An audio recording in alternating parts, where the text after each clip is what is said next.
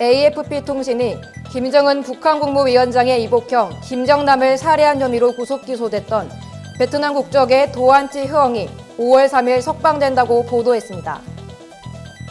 스타필드 고향 화장실에서 20대 남성 간호사가 주사기를 팔에 꽂고 숨진 채 발견됐습니다. 김학의 전 법무부 차관에게 별장 성범죄 피해를 입었다고 주장해온 여성이 검찰 수사단에 자진 출석했습니다. 자세한 소식 잠시 후 뉴스에서 전해드리겠습니다. 안녕하십니까. 신동아 방송 뉴스 고선영입니다. 김정남을 살해한 혐의로 구속 기소됐던 베트남 국적의 도안티 흐엉이 5월 3일 석방된다고 AFP통신이 13일 보도했습니다.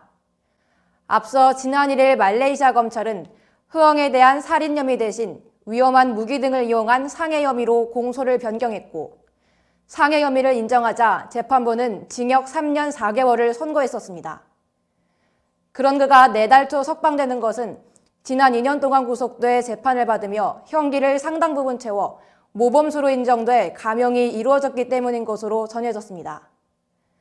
앞서 두 사람 가운데 아이샤는 지난달 11일 말레이시아 검찰의 공소 취소로 석방됐고 베트남 정부는 아이샤와 마찬가지로 흐엉을 석방해 줄 것을 말레이시아 당국에 요청해 왔습니다.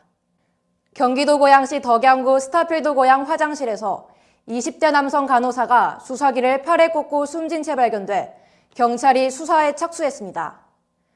고양 경찰서에 따르면 지난 10일 오전 9시 스타필드 고향 1층 남자 화장실 변기 부스에서 A씨가 숨진 채 발견됐고 발견 당시 A씨의 팔에는 주사기 바늘이 꽂혀 있었으며 바닥에는 주사기와 수액 주머니 등이 흩어져 있는 상태였습니다.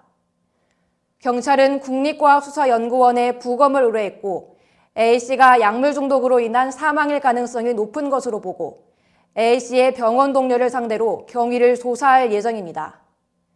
한편 A씨가 대형 종합 쇼핑몰 화장실에서 23시간여 만에 숨진 채 발견되자 쇼핑몰 측의 점검 소홀을 지적하는 목소리가 나오고 있습니다.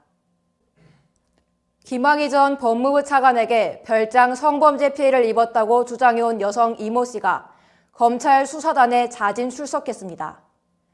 15일 검찰 등에 따르면 법무부 검찰과거사위원회 수사권고 관련 수사단은 이날 오전 이 씨에게 피해를 확인할 자료 등을 제출받고 당시 상황에 대한 진술을 들었습니다.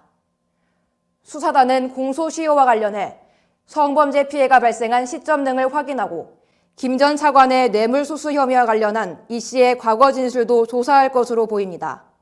이날 이 씨에 대해 정식 참고인 조사를 한 것은 아니지만 김 전 차관에게 뇌물을 준 사람으로 지목된 윤 씨 주변인에 대한 소환 조사를 대체로 마무리한 만큼 이 씨의 자진 출석으로 성범죄 의혹 부분 수사에도 속도가 붙을 것으로 관측됩니다.